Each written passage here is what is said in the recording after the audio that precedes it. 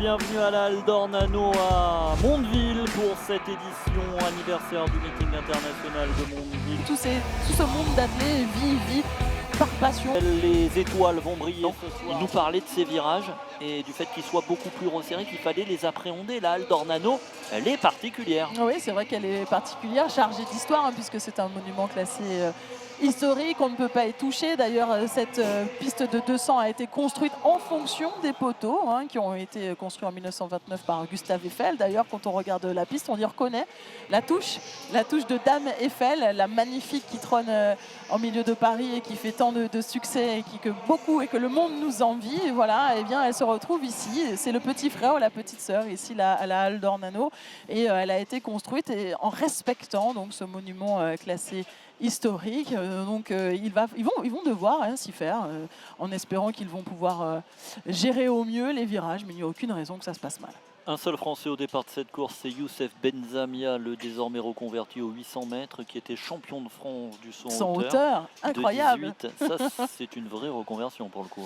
Oui, et puis en plus, ça lui réussit. Voilà, ouais. 49-29 en record personnel. Je peux dire que la reconversion est réussie. C'est vrai que c'était étonnant de découvrir qu'il était inscrit aux 800.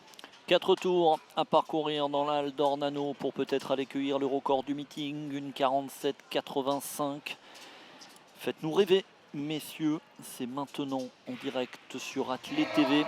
Mais forcément, quand on est 10, il faut se faire sa place sur la piste. Ouais, généralement, on joue des coudes et on peut ressortir de ce type de course un petit peu marqué, avec des pointes qui traînent de ci, de là. Certains ressortent avec des petits saignements, donc il faut jouer des coudes, se placer, et notamment dans le virage, là on l'a vu, il faut faire attention de ne pas se faire éjecter de la course. C'est Milou de Laredge, l'Algérien, Milou de Laredge qui a été désigné lièvre de ce 800 mètres, et pour l'instant il emmène Daniel Rudden, le Britannique. C'est important que le lièvre fasse bien son travail et amène ses garçons sur les meilleures bases. Le lièvre a été briefé par les agents et puis alors les agents voient les organisateurs du meeting qui décident ensemble quel type de course, sur quelle base on part. Généralement on chasse souvent le record du meeting et puis certainement des fois les records nationaux. Et bien là ça a été déterminé et il est important pour le lièvre de bien connaître les allures.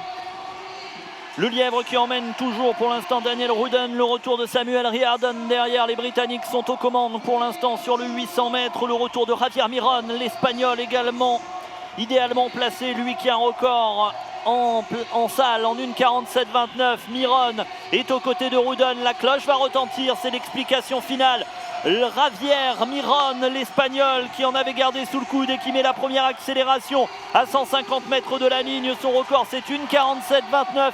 Ici il l'approche, il ira battre le record du meeting qui vit peut-être ses dernières heures dans la Halle d'Ornano, ses dernières secondes, ses dernières minutes. C'est l'Espagnol Javier Miron qui pour l'instant tient le meilleur sur Daniel Rudden. Le Britannique, le sprint sur le 800 mètres. Rudden, Miron, faites vos jeux. C'est Miron qui tient pour l'instant le meilleur. Miron va l'emporter, le chrono sera finalement anecdotique, 1,49,51. Javier Miron a gardé le meilleur à la faveur d'une accélération folle à un tour de l'arrivée. Il l'a un petit peu payé sur la fin. Oui, il a payé sur la fin, mais je pense que le 800 et le chrono s'est joué sur le 3e tour. On a eu Agnès Rolaï au meeting de Nantes qui nous disait que la clé sur un 800, mais c'est le 3e tour, il ne faut pas s'endormir. Donc certainement que ce chrono anecdotique d'une 49,52 s'est joué à ce moment-là, parce que quand on sait que Miron a un record à 1,47,29 et que cette saison il l'a approché en réalisant une 47,93, ça veut dire que physiquement il avait les moyens. Maintenant une course est tactique, et maintenant on a vu qu'il faut savoir se placer, il faut savoir jouer des coudes et partir au bon moment. Une 49,50 c'est quand même un bon chrono et voilà, il ne faut pas galvaniser la performance, c'est très simple quand on est assis, mais effectivement quand on a des athlètes de cette taille-là, de ce gabarit-là, de ce palmarès-là, on attend forcément un tout petit peu mieux.